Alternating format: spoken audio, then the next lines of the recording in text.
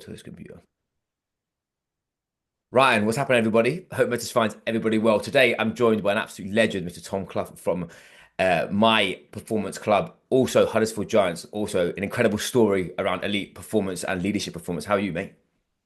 Good mate, thank you for having me on. Yeah, good afternoon, sunny day, all Yes, good. hey, we can't grumble, man. Like, it's the one time me and you look good, and we look like a semi-glow on our skin, mate. Not Exactly, albino yeah, and white shit, but yeah, useless. But anyway, first question that I always ask people when they come on the podcast, just to give everyone a bit of context, but also sort of dive straight in, is who you are, what you do, and why you do it.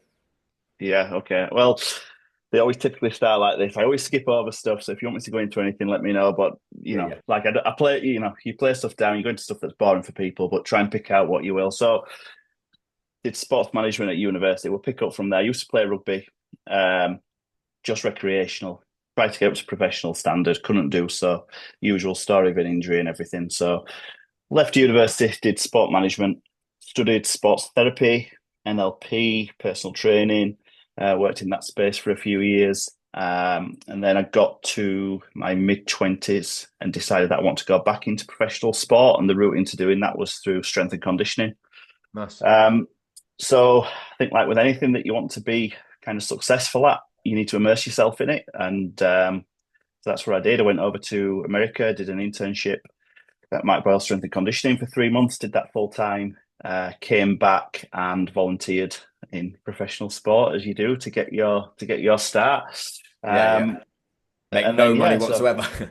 absolutely, yeah. Well, we can go into that if you want. Yeah, 0 year 1, 3 grand year 2, 6 grand year 3. Yeah, we can It go into is. all that. It is. It's But you, it's definitely a conundrum that I think a lot of young coaches have is like the the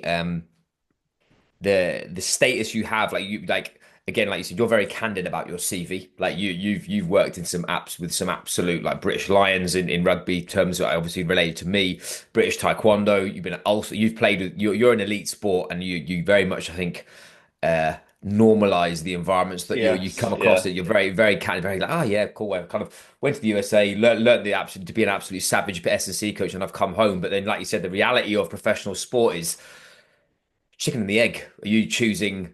I think that's yes. probably how me and you we got acquainted by Mr. Owen Scullion, isn't Difficult. it? Yeah, you've got to work hard. It's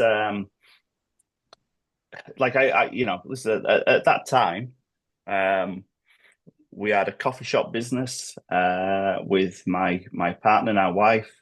Um, it's hard to balance. I was personal training. I was volunteering on an evening.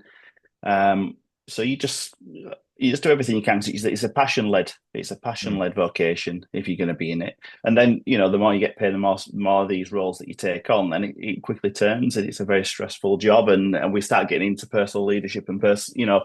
personal care then in terms of your own performance. But yeah, like it was good. So I was volunteering at Bradford Bulls and I headed up the academy there then for a couple of years, and then they went into administration twice, which is a learning curve in itself, which is difficult for people that are involved in it. But it was a good opportunity to learn, really. When people talk about at the coal face, all these kind of things, like there's Mm. nothing more harsh than seeing a club get ripped apart and then rebuilt and then ripped apart again and then rebuilt again. You really learn kind of the ins and outs and what's going on behind the scenes. So I think fortunately for me, I ended up as head S&C coach there for a couple of years when they were in Super League, and that was good. Lost my job there. Then after 2 years as head, lost my job. That's the other side of professional sport that you don't see. Yeah, yeah. Um, Savage. no one really wants to talk about. And then I lectured at uni for a year, and then I ended up at Hull Kingston Rovers back in the Super League for 3 years as head of athletic performance. And then I was looking and profiling to look at how can I kind of go on to bigger positions, different opportunities, different challenges. I still really wanted to grow. I felt there was more in me. Um, and I was fortunate that that opportunity came within Irish rugby at Ulster in Northern Ireland. Um, well, based in Belfast. Ulster's obviously bigger than Northern Ireland, but based in Northern Ireland Yeah, yeah. is where I lived, and did 6 years there before we decided as a family to come back to England and get the kids closer to family, and I set up my performance club to act as that vehicle the next step, and that's where I'm in now. I consult with teams, organizations, and I do one-to-one work with coaches like myself that wanting to kind of fix up their training, and individuals that just want to feel better, manage the lifestyle, manage the performance at work as well. Massive. I think again, it's one of those. There's so many different avenues that I'd like to pick your brains around because I think whenever you jump in and out of professional sport like you have done, like you said, you've been in multiple different sort of like franchises that have not, like I said, Bradford Bulls, where they've gone into administration, but they came out the ashes a little bit. You've then moved to different clubs where they've been the opposite end, where they're like chasing championships and chasing. I think what was the if we take a little step back into relation to you, because I think that's what intrigues me is because Mm. like you said, you're very candid about like, yeah, cool. I've kind of worked with loads of very, very, very big dog sports teams compared to a lot of coaches, like you said, haven't got anywhere near the CV that you have, but it's very Mm. sort of like it's very normalized for you. Yeah. What was it like when you had that realization moment when you felt like you weren't going to make it as a pro in your sport? How did you take that? Because I think that's something that I think a lot of people get a lot of, you'll find, especially in different jobs and stuff, that people get caught in the trap of like you've done NLP and you've learned a lot more around becoming more Yeah. self-aware, which is like a huge mechanism inside my business.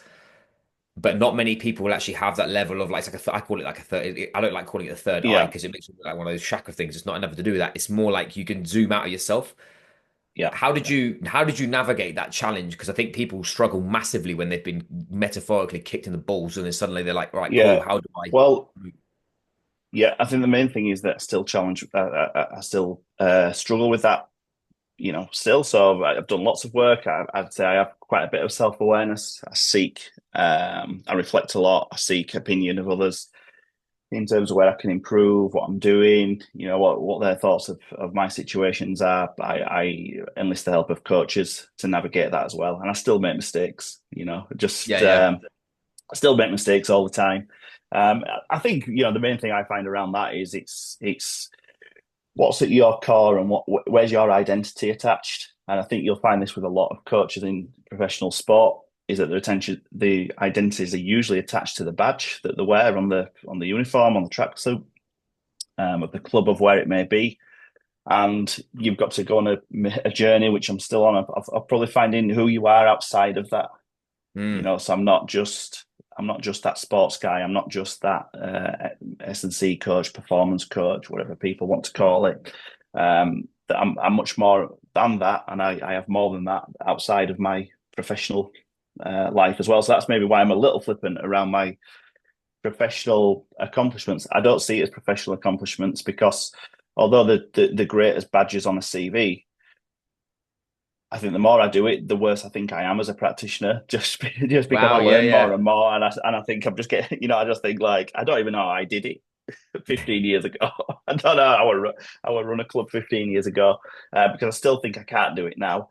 Mm. Um, so I think it's just being not overly critical of yourself, but being self-aware of where you're at and where you are in the grand scheme of things, and where you're going to add value, and how much of your identity that takes, as well as what you've got outside of that. I've got married with kids, and I have another life outside of sport. And I have my own performance, which we can get into. But one of the reasons I started my performance club was when I was absolutely no, I wasn't absolutely at rock bottom, but listen, I'd fucked it. Like, I'd fucked it in terms of my own personal well-being because I gave everything to my job Yeah, and I yeah. was Very absent common. at home. My health was completely shot. Like I was massively overweight, but I was, I don't know, 12 kilos overweight, which was a lot for me. And I was already big enough at that point anyway. So I bloomed up to about 110 kilos. At the moment, I Oof. sit at about 92. Um, but Whoa. so I've Hungry blown up to boy. 110. Yeah, yeah. And listen, I'm a head of athletic performance at this time. So I'm supposed to be that guy. Yeah, Um, yeah. and I'm not at home because I'm working all the time. I'm traveling with the team all the time, and I get sat down. I already feel like shit, but then I get sat down we've done a medical at work. I was already dealing with some other things health wise, where I'd gone for some blood work, had a profile done, when I'd had the blood work done, there was blood in my urine, and I was Oh wow. getting scanned. Yeah, getting scans, prostate exams, um, scans of my organs, and all sorts. This coincided with a medical at work, because I was then approaching 40, and they were like, "Look, senior managers over 40 are now going to get health checks and Yeah, yeah. profiles done." I had an ECG done. The doctor sat me down when we were on tour in South Africa and said, "Look, just about your ECG, we need to get it redone because it looks like you've had a heart attack Wow. previously." Yeah. So I thought, yeah, that figures because I'm absolutely fucked and I'm overweight and I'm stressed out. And on my blood and my health check before, my blood pressure was high and there's blood in my urine. I thought, I'm fucked. Yeah, yeah. Um, and I need to do something about it. Wow. Um, That yeah, is, yeah. So that's what I did. I did something about it because I knew all the answers. I was mm. advising people on nutrition. I was advising people on lifestyle. Yeah, yeah, I was, yeah. on training. Like I've trained Olympic athletes. I've trained World Cup winners in rugby. I can do that side, but myself, Yeah, I was yeah. just sacrificing myself for it. So yeah, just a big flip then at that stage where I sorted it out, and then I recognised that in other coaches like myself, and then I set up MyPerformance Club as that vehicle to help others. And there was people reaching out to me at that time, like, I'm the same. And you look, train the coach to do the Marathon des Sables across the Sahara.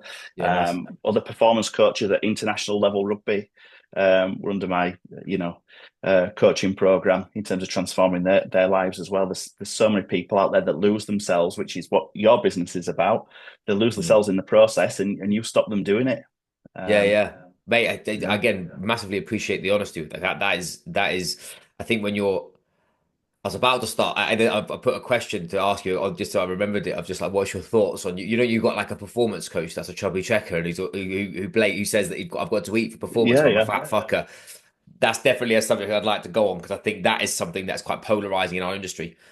But there's something way more important, mate. Is that when you've had that sort of level of you've had information that has actually shaped your mortality, and I Hmm. think you would have encountered this in the corporate space too. When you that's actually quite common where you get a senior executive, someone who's pushing a team to their limits and pushing business to grow by 28% and all this stuff. They lose their health as well as themselves in the process. But the only thing that the two things they don't really recognize is your blood work doesn't lie. Like your emotions will lie to you, your blood work won't lie to you. Yeah. But more, it takes something huge to like it's again please correct me if I'm wrong, but like your dad, your husband, and then you've got a doctor telling you, oh, by the way, mate, you had a heart attack. If you close your eyes and had a heart attack when you're 16, mate, you're dead. Like it's not like you're sat here good, healthy, pushing. It's Yeah. how did you actually deal with that information? And what would be I think it'd be really nice to have like a little lesson of like if you could go back, what was your biggest warning sign apart from having the blood work and that kind of thing? If because I think people who are listening to this, there'll be people that have put cruise control on, but they're not living up to the standard. Their standard is mediocre. They know it. They just haven't pulled the trigger on pulling their finger out. What are the things that sort of telltale signs that now reflecting back you can feel and thought you should have listened to? Yeah, well, in your personality that you're ratty and you're not present. You're not present with the kids. You're not present at home. You're tired all the time. Evenings are a write-off because you feel burnt out. You're just crashing all the time. You're just living off stress. The more stress, the better.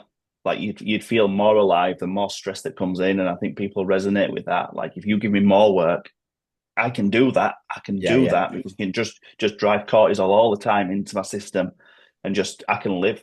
And then you're living on that for so long, and then that Mm. you just crash. You just can't sustain that. And I think that's where a lot of people in business live. That's where I tend to find is that they live in that space, and the people that can handle it and do very, very well are those that are on the front foot with it. They have strategies. They accept help around it. They get guidance where they don't quite understand. They're not perfect by any means, but they No, really know how to they really know how to balance the books, and they realize that actually they are to teams they lead and to businesses they lead. That how are they perceived? Just as I was as that overweight coach, I mm. felt disconnected from the team. Could I inspire a team? Could I fuck? Yeah, Like like it's what a something I'm joke! so What a joke! passionate about, man.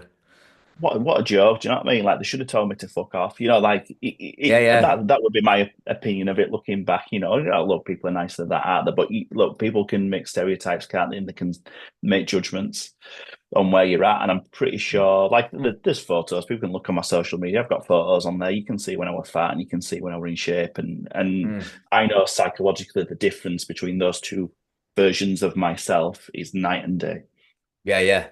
to my own Massive. performance at work. Yeah, and that's what really mattered to me. My performance at work is what you know, I do have coaching. You reflect, and I'm not afraid to say people see it as like, oh, working hard, working often is a bad thing. I love working.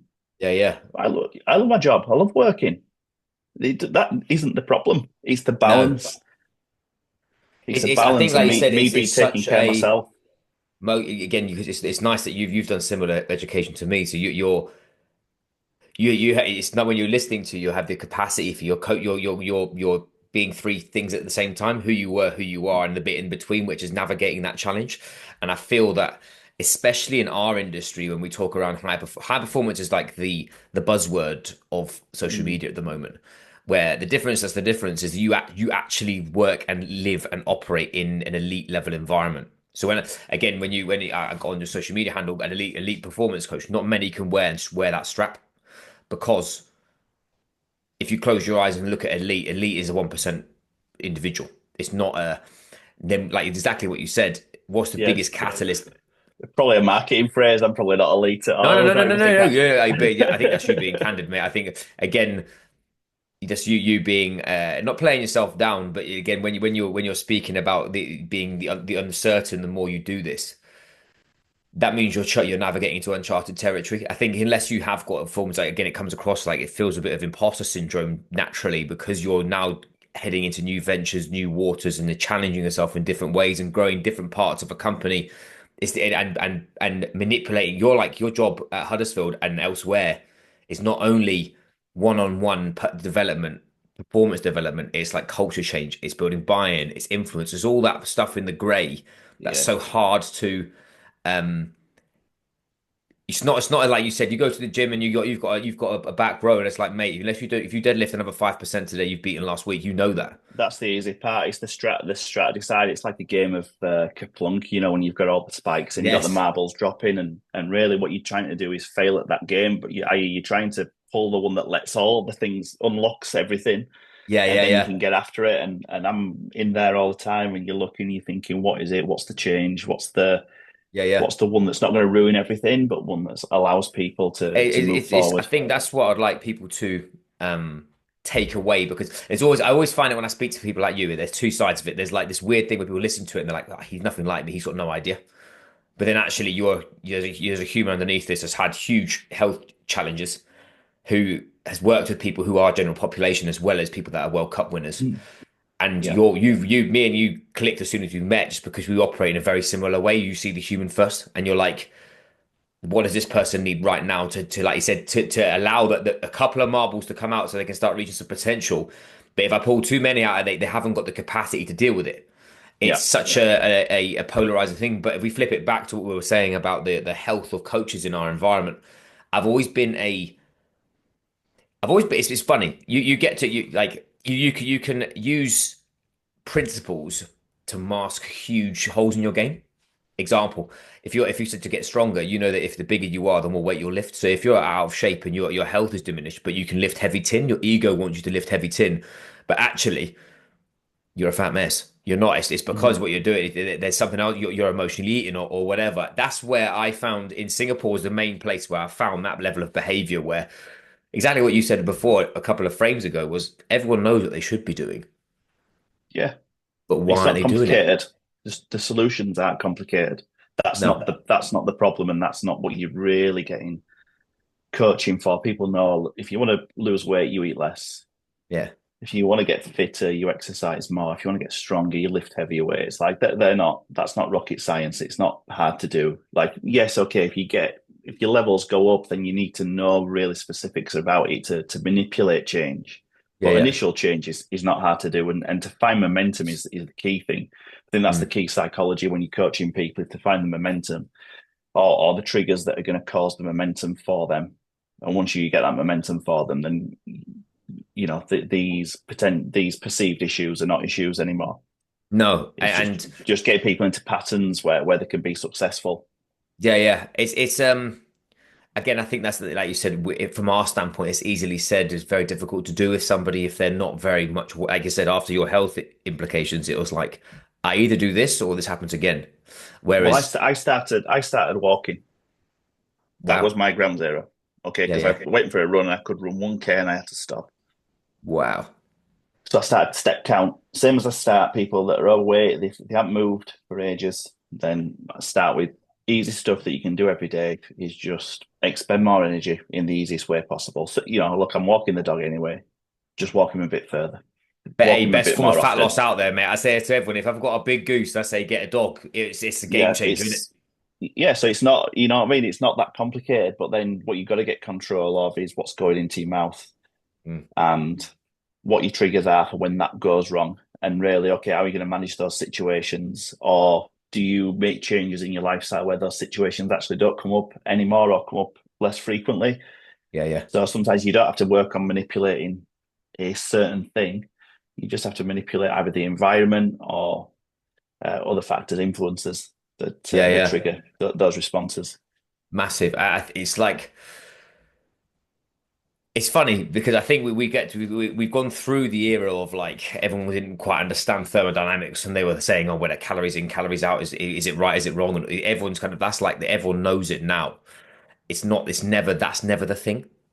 Mm-hmm. Is everyone knows not to eat salad, not chips. Like it's not that if you unless you're by the seaside and you're having a salad by the beach, mate, you deserve a slap. You've got to have fish and chips in it. But my point being, like people's assumptions of like they're trying to find the crypto there, like the magic piece of the puzzle to unlock levels of change where it's not it. Is again, it kind of leads me into my next question around where did you because obviously you've been high performance for a very long time, but when did it start to turn more towards leadership performance and culture change and actually dealing more with the people side of things because like I said the mechanisms of an SSC coach Yeah.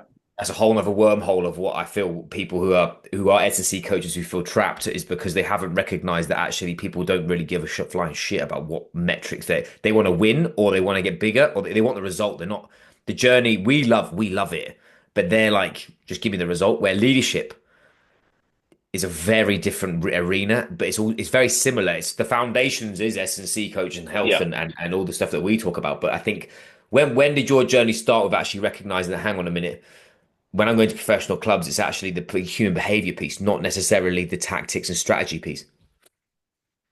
Well, when I first started, because of the clubs that I was involved in and the roles that I had, like you're not leading people. You're leading teams. Don't get me wrong, you're leading teams of players, but you're doing everything yourself.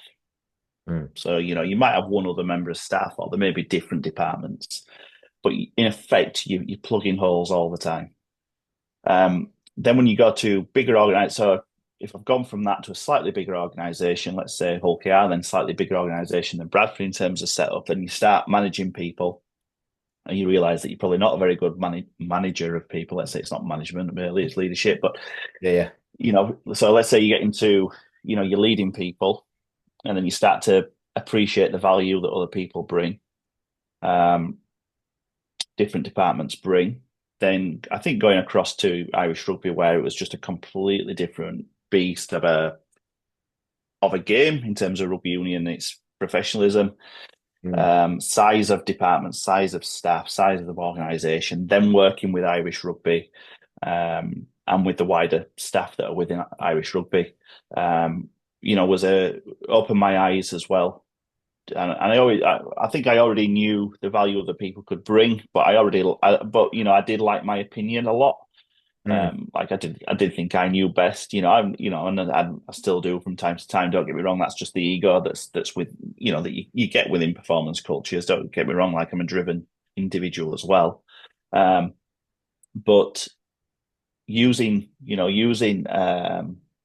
the team to create a different energy, a different dynamic, better solutions, um, educating each other, feeding each other, creating that environment of high performance, if that's the label people want to put on it, then Yeah, I yeah. feel like I got the closest to that at Ulster with the staff that are incredibly talented staff that I had around me that were in or we recruit, we had already talented people there. We recruited, really spent a lot of time on recruitment to get talented people in the organization.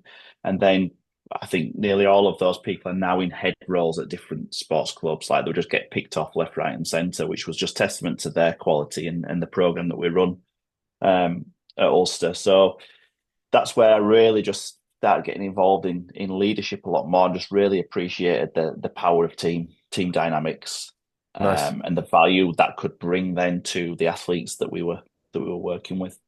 Awesome. I think like from my side of things, like I got through probably mine's a little bit, but journey in leadership has been very different, just purely from the environment. I've been and I've operated, I've played in professional environments, and I've worked in high level, more corporate side of things compared to professional Mhm. sport. I've coached professional fighters and guys who are going for whatever sea games and Olympics and that kind of thing, but not though the organizations that you've worked with are extremely heavyweight in relation to results matter over everything, even though there is a big thing about like we're looking after the athlete and all this other jazz. Again, it's Mhm. business. And I think that's something that has been interesting. We're interested to sort of delve deeper on for you is like what have been the sort of the key traits that you found that separates elite leadership? Because I think and performance too. I think not just like I think what I'd love to go down the angle of is from the person themselves compared to um which can be hyper specific or not hyper specific. But I think what I'm trying to distinguish and what I would love to sort of there's so many Yeah. people that ask for an elite level outcome, but they haven't got they're not understanding the glue that holds up the difference that makes the Yeah. difference. And I feel that you because you've been in so many different environments where that have absolutely thrived, or I assume some that have absolutely tanked. Not but again, not just because you want to call somebody an asshole, but more to the point of like, what do you feel have been those sort of key traits, and what could someone take away from that? Um, we touched on it before, didn't we? Self-awareness. Mm, That bit, I think you mentioned that ability to zoom out mm. and really get outside of your body a little bit and have a look at the situation that you're in, all the factors that influence what you do, and then start to link that probably to your end goal or a goal. It's not your end goal; it's continuously evolving. But let's say your north star, your goal that you're really trying to strive to achieve.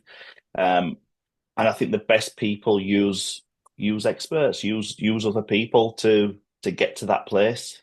Yeah, yeah, So I think unsuccessful people will try and do it themselves and figure it out themselves.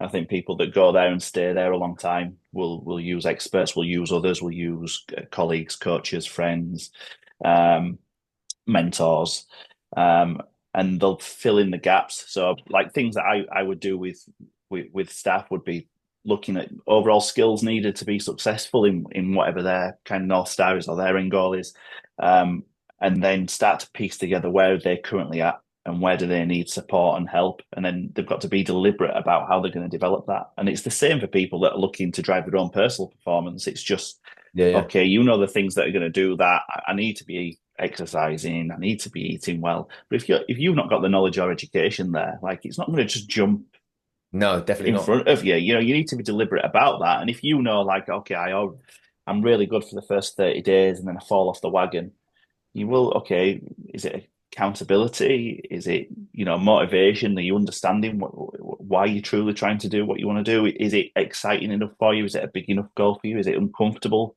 enough where you really need to get out of your comfort zone and solve the problem? So I think I understand where you want to go, zoom out and reflect on where you currently are, how you use experts to plug the gaps, and for the most successful people, just consistency, not getting bored with the process. I think people get bored with they're looking for quick fixes, Yeah, yeah, and it's just consistent, day in, day out, consistency, not big actions, just consistently moving towards it. And that was I spoke about momentum before. That's what creates the momentum. I think if you're really, really consistent rather than trying to knock it out of the park and do a quick fix in 4 weeks, which is what a lot of people, unsuccessful people will try and do, will try and fix something in 4 weeks.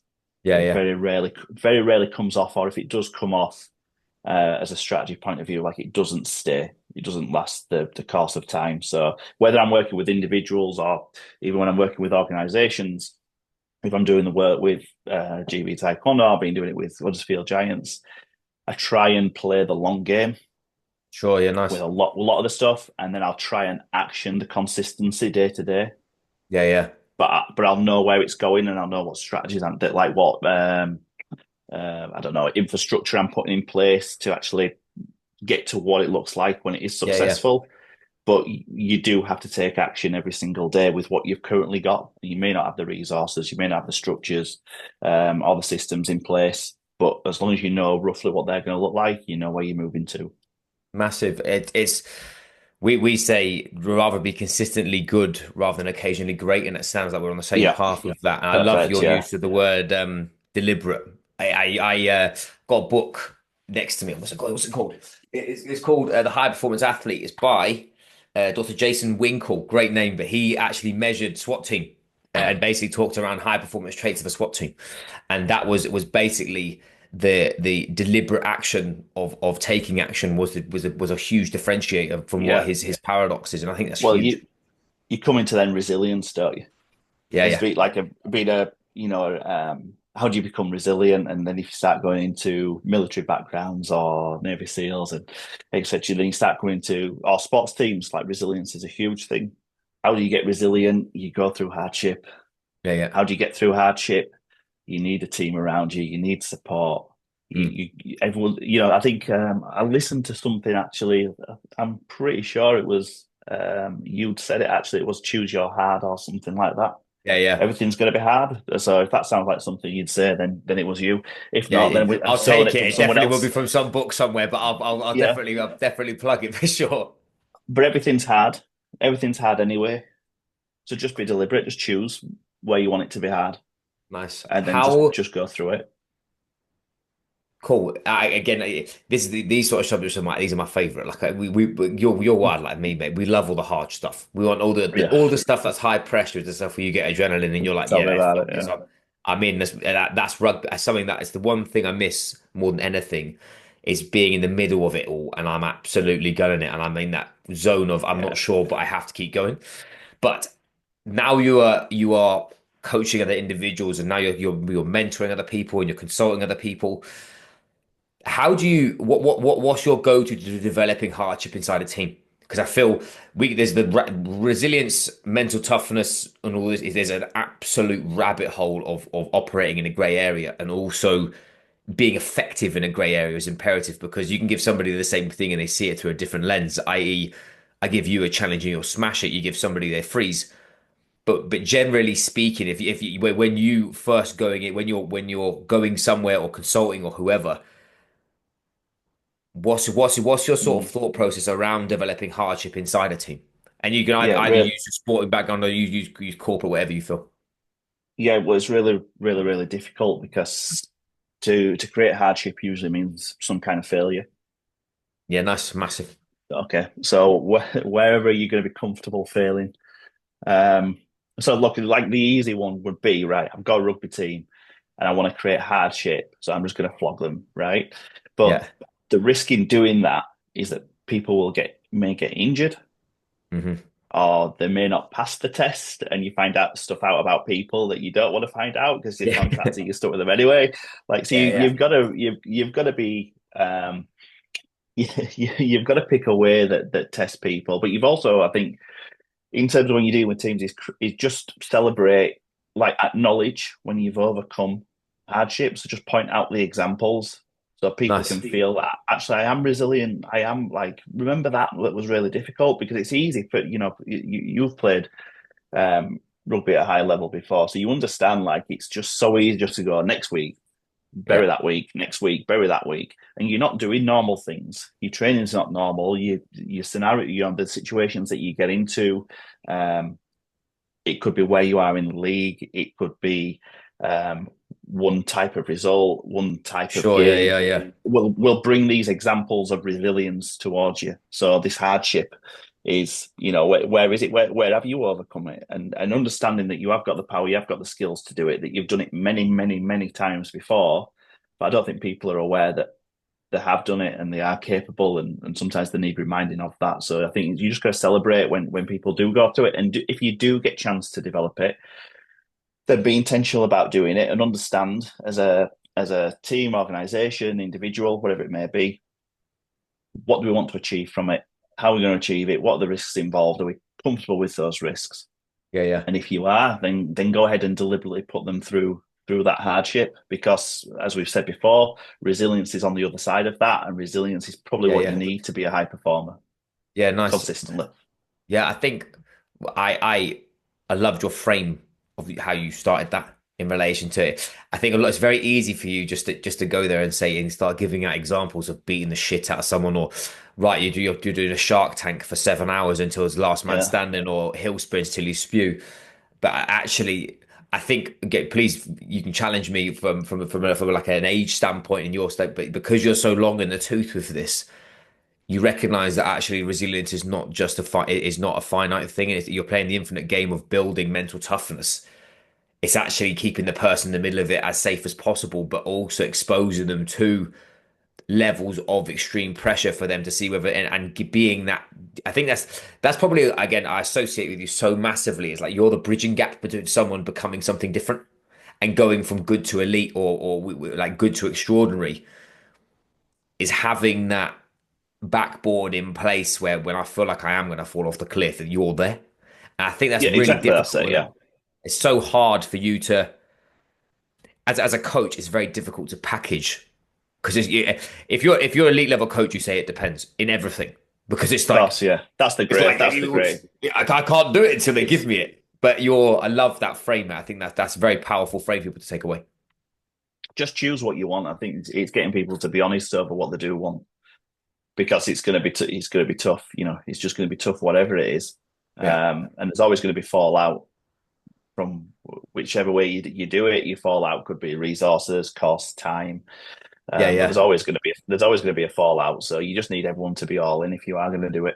Yeah, massive, massive. Well, with the regards to, well, let's go a little bit deeper into my performance club because I know I've been picking your brains around team sport and elite sport, and obviously from someone who resonates with an elite message, I could pick your brains for hours on this. But I'd love to explore a little bit of this and give this to some of the obviously half of the people that listen to this are more they're in corporate athletes, corporate they resonate with a high performance message, but they have got they are civilian. They're not getting paid to play rugby for the rest of their life, or they're not fighting for England or anything. Mhm. It's what do you feel from again? I think we've covered stuff like consistency, but if you think of anything else, no, I'm going to give you a different question. I prefer this question. Is what part of high performance is no one really talking about right now that you feel is important?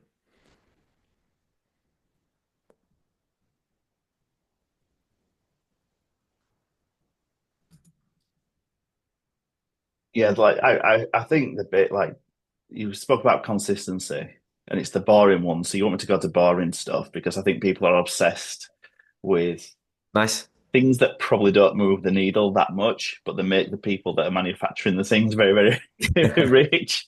Yeah, yeah, So people are bothered about the 1%ers, yeah, yeah, but I really think people are missing the 80%. yeah. Nice. Like, so if you think 80, 20, I just think people are obsessed with these 1%. I think they're missing like they're missing the struggle of executing the basics really, really well. And I think You're people have gone awesome. away from that, and they think that, I don't want to call out anything because everything's got its merits, but they think like an ice bath solves all things, or they feel like a light solves all things, or and they're all strategies to improvement. So your mindset for doing that is to be applauded because you're looking for better. That's a great place to be. Yeah, yeah. But I do think like the consistency in training, but at a deep level, at a tough level, Nice. a real specific level with intensity, and controlling, and therefore being able to manipulate variables to create change. I don't think people are just so generalist now in the training that I Amen. think Yeah, that yeah. the only way they can get better is just doing more shit. I just Just don't. fluff. Yeah, I think it is. It's just volume model, and then I think like nutrition, they can nail down on sleep, they can nail down on, and they just they're just missing like the big rocks because there's so much money in it now for marketeers to really push different products Yeah, yeah. that we're going away from the basics, and people could really upregulate in the education around the basics. Massive. I love that because it's something that I've kind of been fighting against around social media.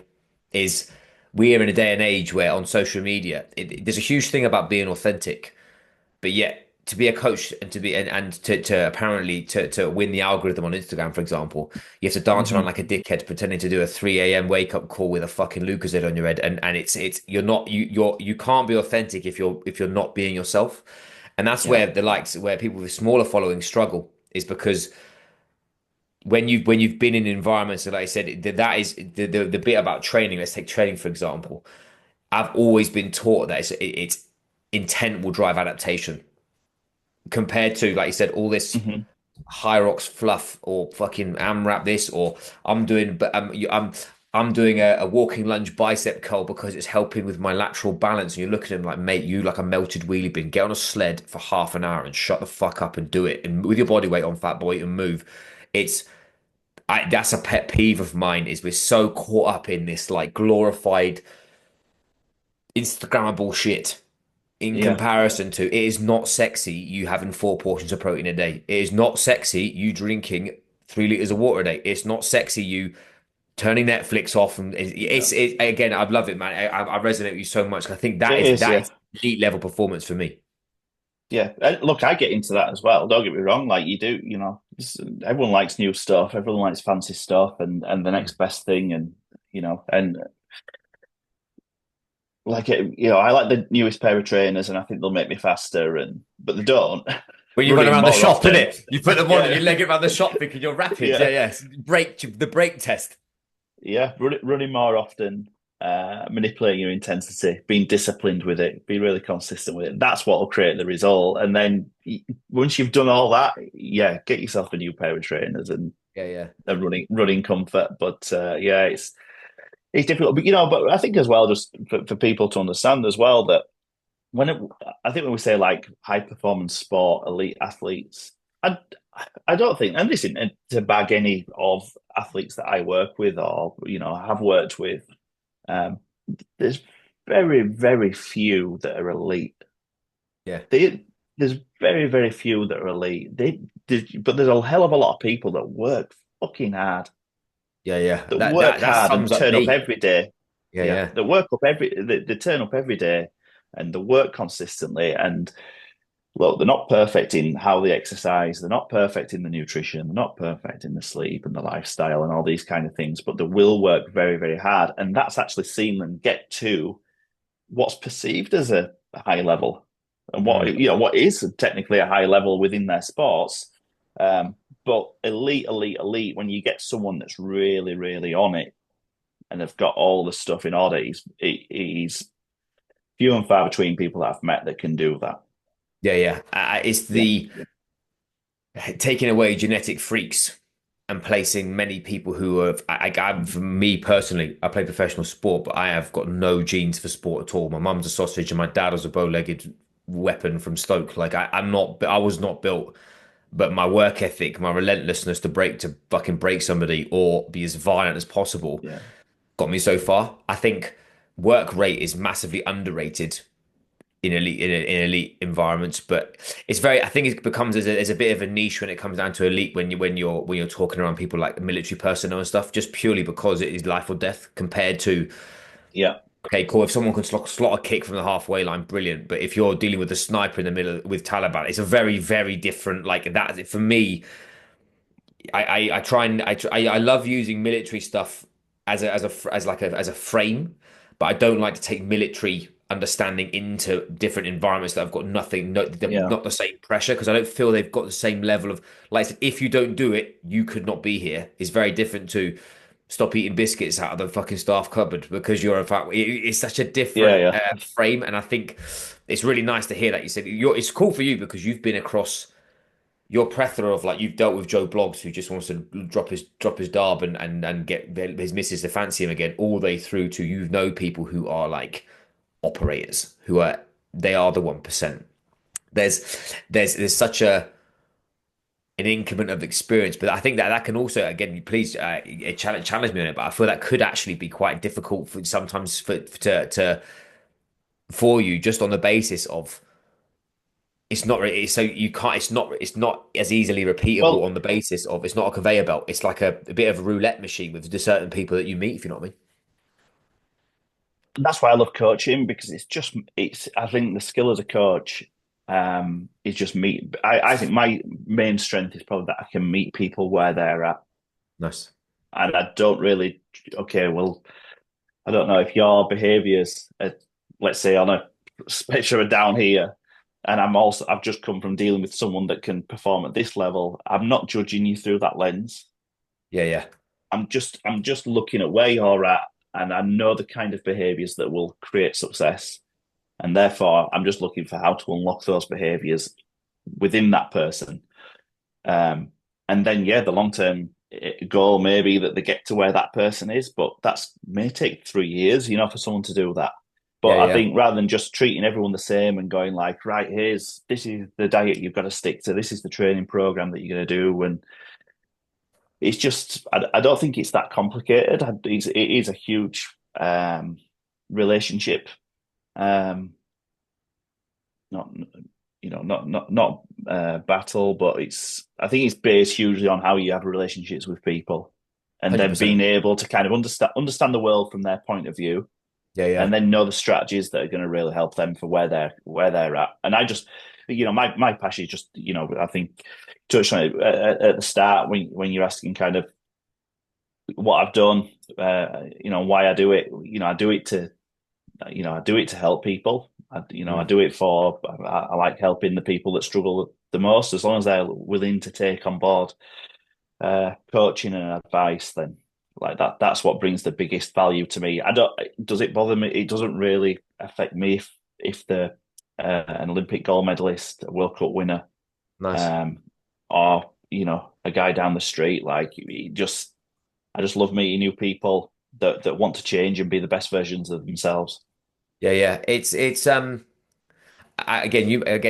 I think you'll feel this with me as well, is that you get to a point with the amount of people that you work with, is that you're more interested in seeing the person thrive rather than the thing they're doing. Yeah, Like there's people I've done stuff with which whatever they're trying to achieve is totally over my head. I like people who are chasing multi-million dollar deals in their business, selling their business to international athletes and stuff.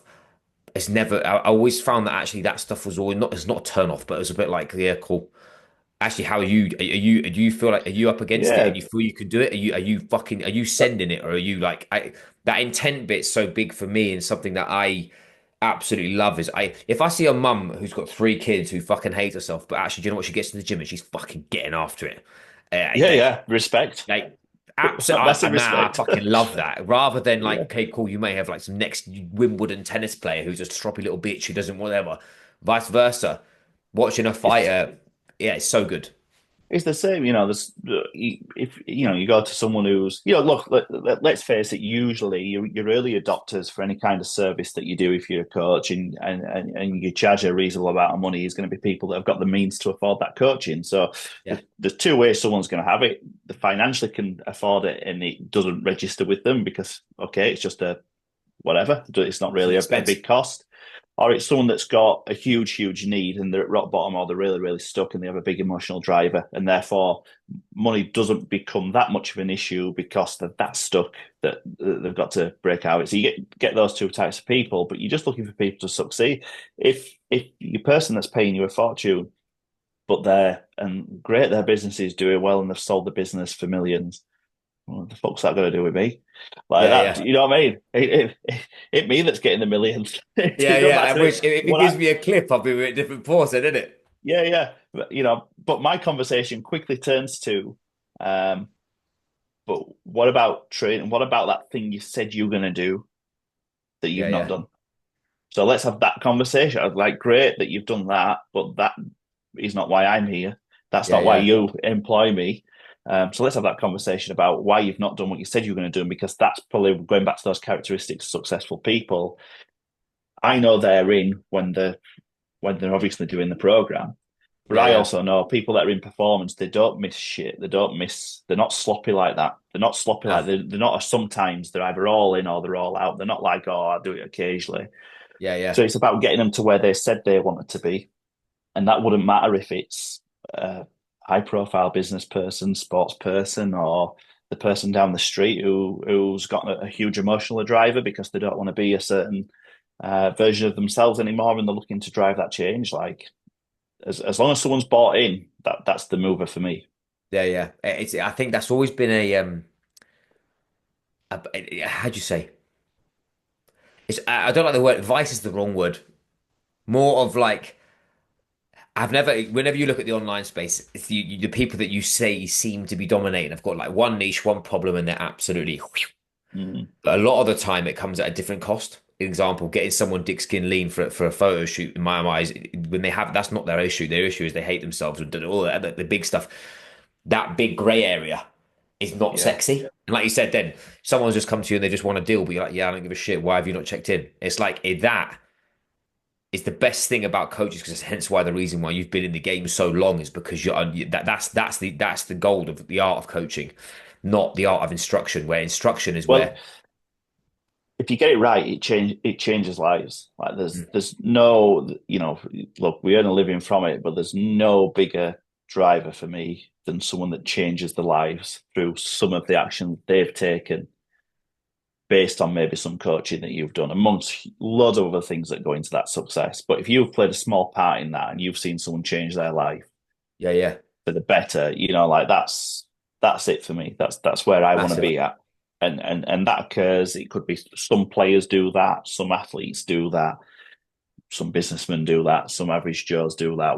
It doesn't matter who it is. That Yeah, yeah, fulfillment can come from wherever. As long as I feel like I'm helping and that I've played a part in that, then that's good for me. That's what gives the kick for me.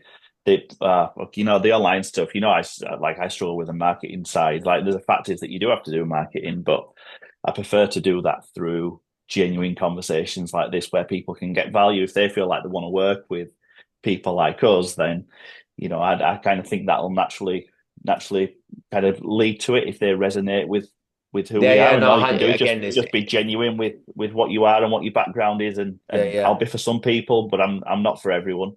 No, I but there's know that. also a bit of it which is the case of as mentioned, like your your